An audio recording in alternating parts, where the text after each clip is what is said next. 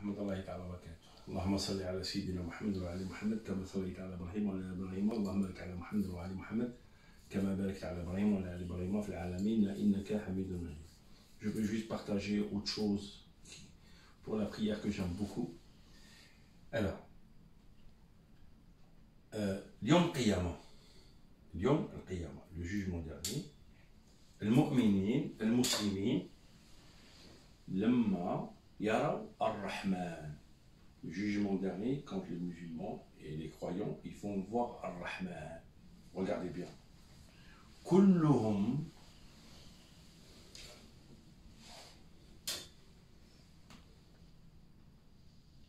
يسجدون.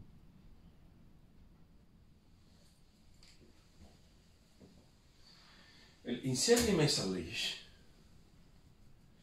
il va essayer de descendre. Il n'arrive pas. Pourtant, il est cher là. Il n'arrive pas.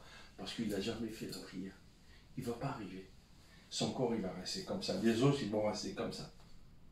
Alors, au jugement dernier, quand on va voir notre Créateur, tous les croyants qui font la prière, ils vont se prosterner directement, ils vont descendre. Parce que leur vie, ils ont passé à faire la prière. Celui qui a refusé de faire la prière et qui ne veut pas faire la prière pour une raison ou une autre, je ne sais pas. Iblis, qu'est-ce qu'il lui fait passer dans la tête? Au jugement dernier, il est incapable de descendre, même s'il le veut. Incapable de descendre. Je vais vous dire autre chose. Le jugement dernier, il y a des gens qui vont marcher comme ça, comme des aveugles. Il va s'adresser à Allah. Il dit, Ya Allah, lima hashartani a'ma wa kuntu basira. Ya Allah, pourquoi tu m'as rendu aveugle alors que j'étais voyant pendant mon vivant? Allah Jalla Jalaluhu, il lui dit, Kadhalika atatka ayatuna. Toi aussi, tu as eu nos prières, tu as eu nos livres, et tu as eu nos consignes dans le Coran, et tu n'as pas voulu les voir. Aujourd'hui, on va te rendre aveugle. Comme toi, tu n'as pas voulu voir, aujourd'hui, on va te rendre aveugle. Toi, Allah, il te dit, fais la prière. Toi, tu fermes. Yom Qiyamah, voilà ce qui va t'arriver.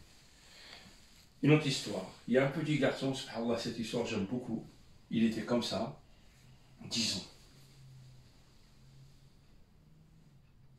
Faisait sa prière. Et tellement il est allongé dans l'adoration d'Allah, il est resté comme ça, de loin on dirait un poteau. Il ne bouge pas. Il y a un vieux monsieur, il était assis, il le regardait. Et استعجب الرجل بالطفل. خلاه ثمن يكمل الصلاة ورا عنده كلها. يا بني, quand il a fini la prière, il est parti le voir. Il lui dit, eh mon fils, tu es qui toi? أنت من هو أبوك? قال له من هو أبوك? Le garçon, il a répondu, ليس لي أب. Le garçon, il a répondu, il a dit, j'ai pas de papa. Il a aimé ce garçon qui fait la prière avec une droiture, il ne bouge pas. On dirait un poteau, subhanallah, tellement le khushu' et l'amour d'Allah.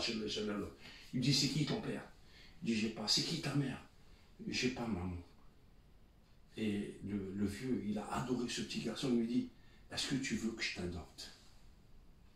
Le garçon, Ya Allah, قال له هل تريد أن أربيك مقام أبوك؟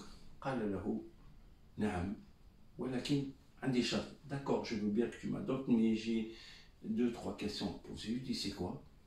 Il lui dit, لما أجوع هل تطعمني؟ قال نعم. لما أمرض هل تشافيني؟ قال أجري لك الدواء ونديك على الطبيب. قال لما أبرد هل تغطيني؟ قال نعم. لما أموت هل تحييني؟ قال لا. قال أنا لست حاجة بك، عندي ما أفضل وهو الله الذي يطعمني ويغنيني ويرزقني ويشفيني ويحييني ويميتني ثم يحييني. يا الله.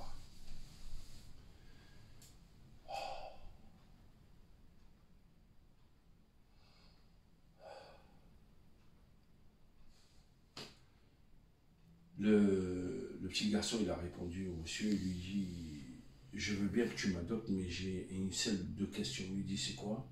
Il lui dit, est-ce que quand j'ai faim, tu me nourris? Il lui dit oui. Est-ce que quand je suis malade, tu me guéris? Il lui dit oui, je t'achète des médicaments, je te ramène chez le médecin. Il lui dit, quand j'ai froid, est-ce que tu me couvres? Il lui dit oui. Il lui dit, et si je meurs, tu peux me redonner la vie? Il lui dit non. Et le petit garçon, il dit au monsieur, je suis désolé, j'ai quelqu'un de mieux.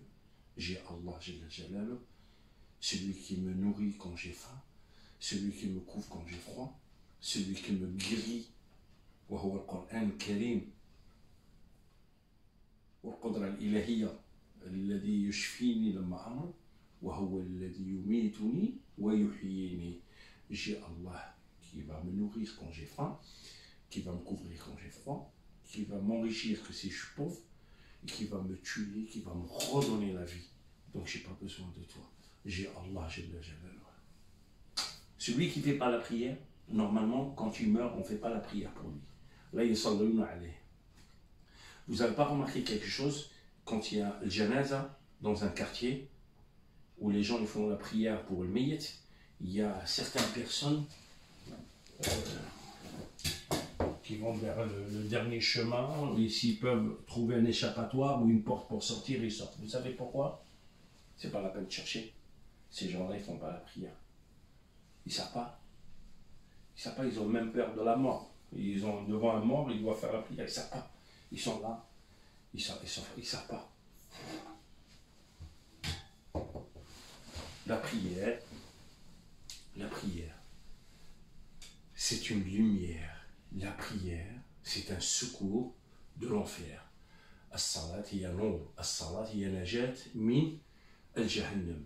La prière, c'est ce qui va t'apprendre à mieux te comporter partout.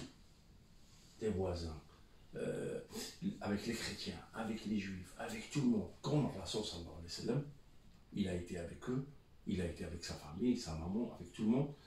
C'est grâce à la prière, grâce à Allah, grâce à l'islam. Alors, mon frère, prends le deuxième pilier qui est salat et ne le lâche plus.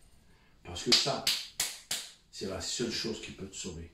Ton travail, tu peux le perdre le jour au lendemain. Regarde le confinement, combien de gens ils ont perdu leur travail. Les gens qui sont en confinement, surtout les musulmans, c'est l'occasion idéale de faire correctement la prière parce que là, aujourd'hui, vous avez le temps. Allez, salam alaikum le brikonga.